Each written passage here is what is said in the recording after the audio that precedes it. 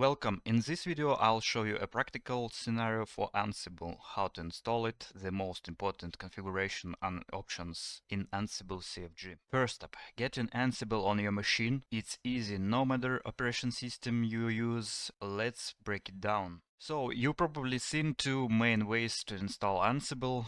One using the system's package manager like apt on Debian or DNF on Rocky, and another using Python's package manager. But which one should you use and what the real difference is? Let's break it down. Install via package manager for stable production use. Keep it in mind, it's for latest feature or isolation, use pipe in the VNV virtual environment. Now let's look at two more advanced installation methods. This method is mostly for developers or anyone who wants to test the latest Ansible code straight from the GitHub. It's perfect for experimenting with new or unreleased features. And last one, if you want a clean, isolated environment or you're building CI/CD pipelines, this is a great choice. This starts a lightweight container with Ansible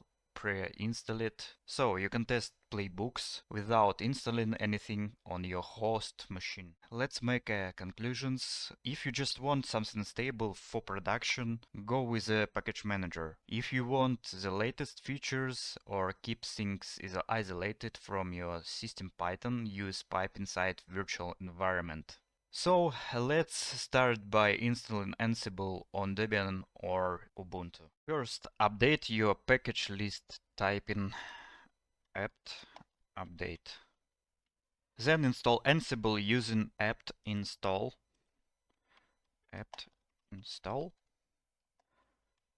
Ansible-y to accept. Let's check Ansible version and execute command ansible version and check if Ansible works and check Ansible version. As you can see, we got a stable 2.14 Ansible version. That's it. Ansible is now installed on your system. If you'd like to keep your Ansible setup isolated from the system Python, you can use virtual environment. First up, let's set up Python 3 VNV package. Version. Okay. 11 version. It doesn't have by default in any operation system. Now we create in Python environment, and inside it we have to activate before setup inside it.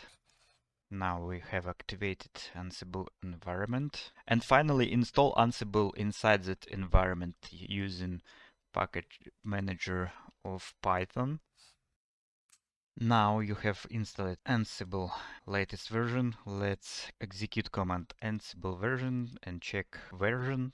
Ansible core 2.19, but if you install it from package, you got 2.14, right? This method with installation with pipe, this method is great when you want to test multiple Ansible versions or avoid interfering with system packages. Alright, Ansible's installed, but before you start execute your playbooks, you have to understand how to write Ansible CFG. All settings live there. When you run Ansible version, you see interesting line after Ansible version, that's config file no one. Before you get started, you have to configure your file with necessary parameter for smoothly running your first playbooks. Ansible checks for location for its configuration in this exact order. First, it's look for environment variable named Ansible config. If that isn't set, it looks in your current working directory for the file called ansible.cfg. Next, it checks your home directory under ansible.cfg this path. And finally, it falls back to the system-wide configuration file at etc ansible.cfg. The first file found in this list takes priority and controls all your Ansible behavior. Now let's fill in up a little bit ansible.cfg with 5 lines I always include. Let's save it and show Ansible version. Now, as you can see, you have your config file and you can use it. Let me explain these options real quick. First, inventory simply points to the file or directory where your list of servers lives.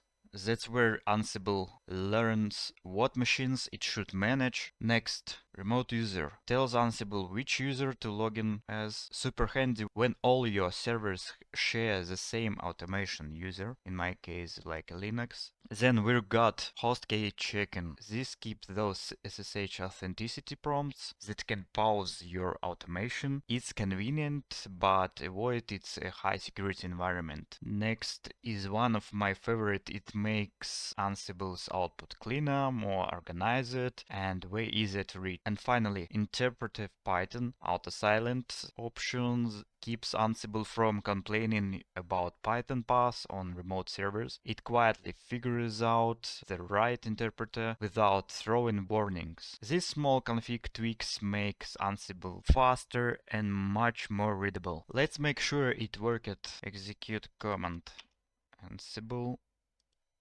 all. If you see success, you are golden. And that's your Ansible setup. If this helped, smash that like button, subscribe for more automation tips, and drop a comment below. Thank you for attention. Bye bye.